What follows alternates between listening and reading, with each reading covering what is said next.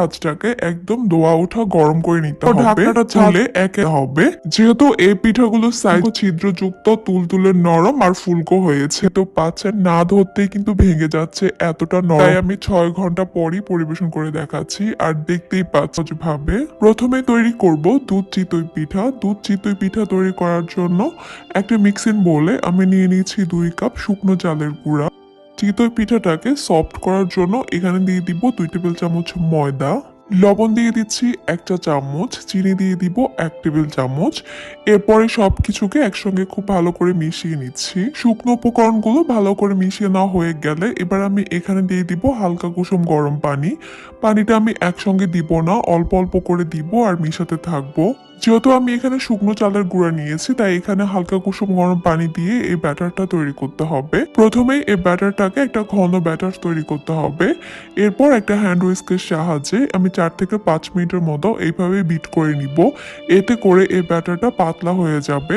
আপনারা চাইলে একটা হ্যান্ড ব্লেন্ডারের সাহায্যেও এই কাজটা করতে পারেন, এতে করে কাজটা আরো দ্রুত হয়ে যাবে। এখন এই ব্যাটারটাকে আমি একটা ঢাকনা দিয়ে ঢেকে 20 মিনিটের জন্য একটা সাইডে রেখে দিচ্ছি। আর এরই মধ্যে পিঠাগুলো ভিজানোর জন্য দুধটাকে রেডি করে নিব। প্রথমেই একটা প্যানে নিয়ে নিচ্ছি আমি 6 কাপ লিকুইড দুধ। এবার দিয়ে দিচ্ছি ছোট ছোট 2 টুকরো দারুচিনি, আর দিয়ে দিচ্ছি 3টা এলাচ। গুঁড়া দুধ দিয়ে দিচ্ছি 1/4 কাপ, দিয়ে দিচ্ছি সামান্য লবণ, আর দিয়ে দিব এখানে আমি 1/2 কাপ খেজুরের গুড়। গুড়টাকে আমি গ্রেটার দিয়ে গ্রেট করে নিয়েছি যেন খুব সহজে গলে যায়। এরপর এগুলোকে একটু অনবরত নেড়েচেড়ে মিশিয়ে নিচ্ছি। আর এই দুধটাকে কিন্তু খুব বেশি জাল করে ঘন করা যাবে না, তাহলে কিন্তু পিঠার মধ্যে ঢুকতে চাইবে না।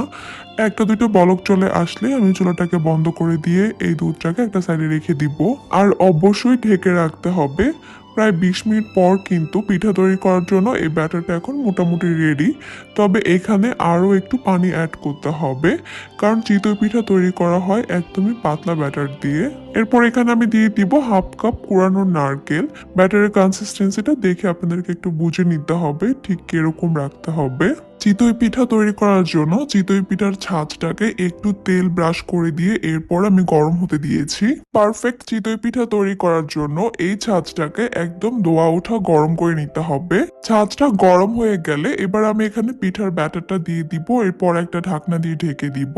এরপর ঢাকনাটা তুলে একে একে আমি পিঠাগুলোকে তুলে নিব। প্রথমে একটা নাইফ দিয়ে চারপাশ থেকে ছাড়িয়ে নিতে হবে। যেহেতু এই পিঠাগুলোর সাইজে ছোট, তাই এগুলো হতে মাত্র 1 মিনিট সময় লাগবে। আর দেখতেই পাচ্ছেন পিঠাগুলো কিন্তু অসংখ্য ছিদ্রযুক্ত, তুলতুলে নরম আর ফুলকো হয়েছে। দুধে ভিজানোর জন্য কিন্তু এরকম পারফেক্ট চিতই পিঠাই লাগবে। পিঠাগুলো ঠান্ডা হলেও চলবে, তবে এই দুধটা থাকতে হবে একদমই গরম।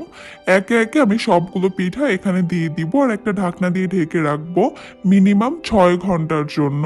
খুব বেশি ভালো হবে যদি রাতে তৈরি করে রাখেন আর সকালে পরিবেশন করেন। যেহেতু আমাকে ভিডিও করতে হবে, তাই আমি 6 ঘন্টা পরই পরিবেশন করে দেখাচ্ছি। আর দেখতেই পাচ্ছেন মাশাআল্লাহ, পিঠাগুলো শিরাটা খেয়ে একদমই তুলতুলে নরম হয়ে গেছে।